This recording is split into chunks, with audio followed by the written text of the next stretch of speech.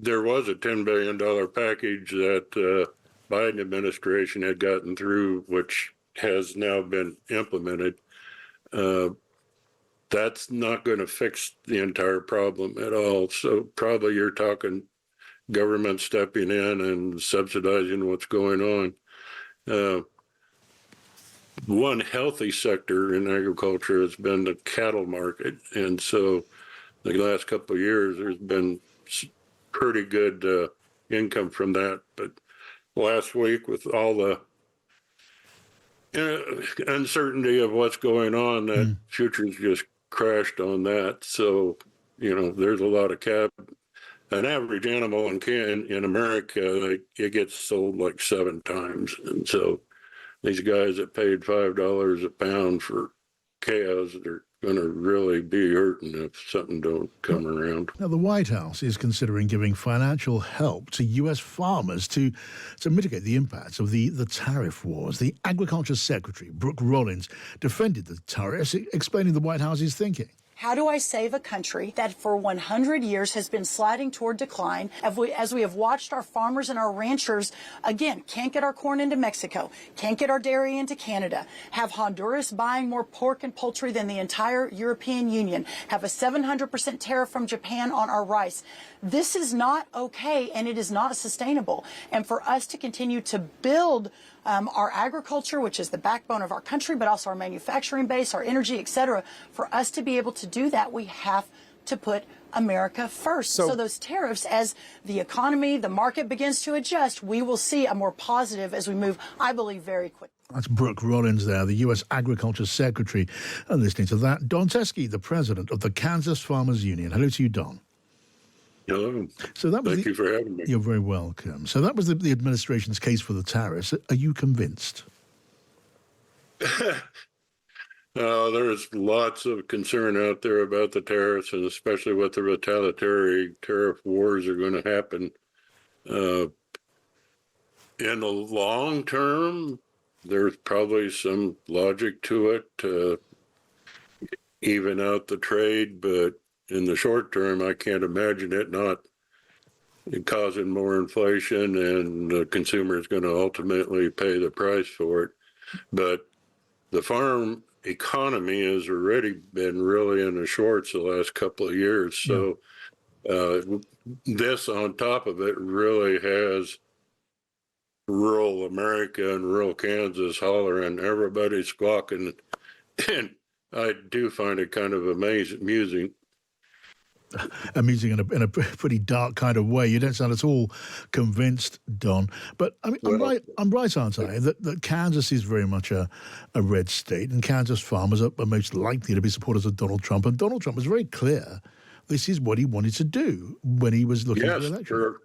For all the weird things that came out of his mouth through the campaign and even since the election, since he took over, one thing he's been consistent about is he liked tariffs. And so, I look at it and I go, my gosh, rural America went heavy for his election, and especially rural Kansas. And so they got exactly what they voted for.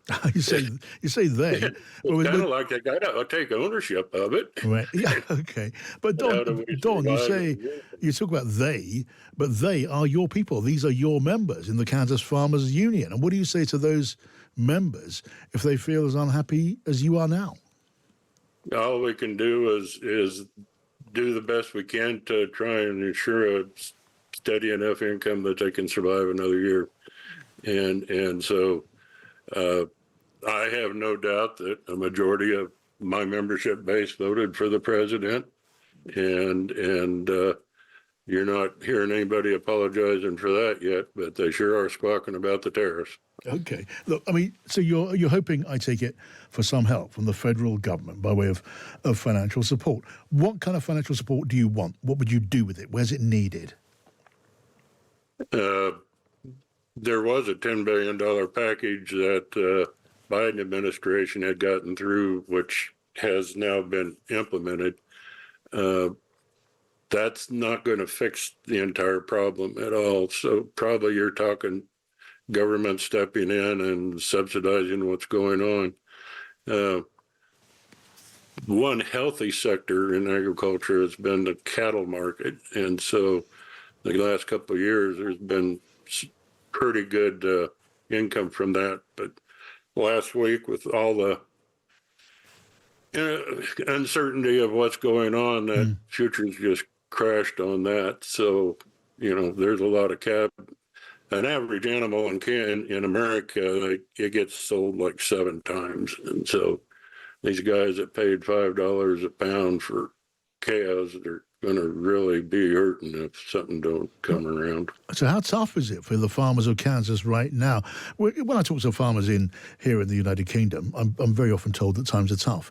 And farmers are associated with telling us that times are tough all the time. But how bad is it for your members? We went through some really concerning years in 2018, 2019. And then with COVID hitting, that was a whole nother thing. But there was a lot of government subsidies that came out through that helped stabilize things during COVID. And then following that, all our input costs went up dramatically. And then the prices dropped and the input cost didn't really go down that much. So it is bad now, and bad enough that we're kind of firing up our crisis hotlines again and stuff like that. Right. Tell me then, Donn, we heard there from the U.S. Agriculture Secretary. In simple terms, does the Trump administration understand American farming, understand the situation with American agriculture?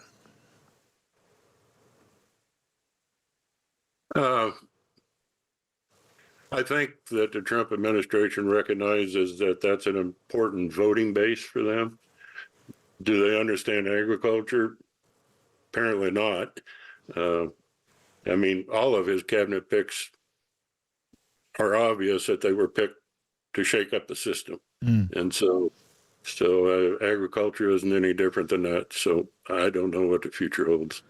Okay. Well, I guess all you can do now then is share the views that you're sharing with us now. And I suppose you're doing that. Are we talking about town hall meetings where you're giving your representatives a tough time? I see news pictures of that the entire time. Is it happening down your way?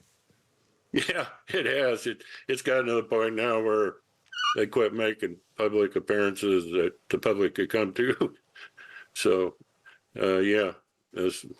especially Senator Marshall, he's not real popular in Kansas right now. Okay, interesting when it comes to the midterms. Donn, Teske, great to talk to you. Thank you so much.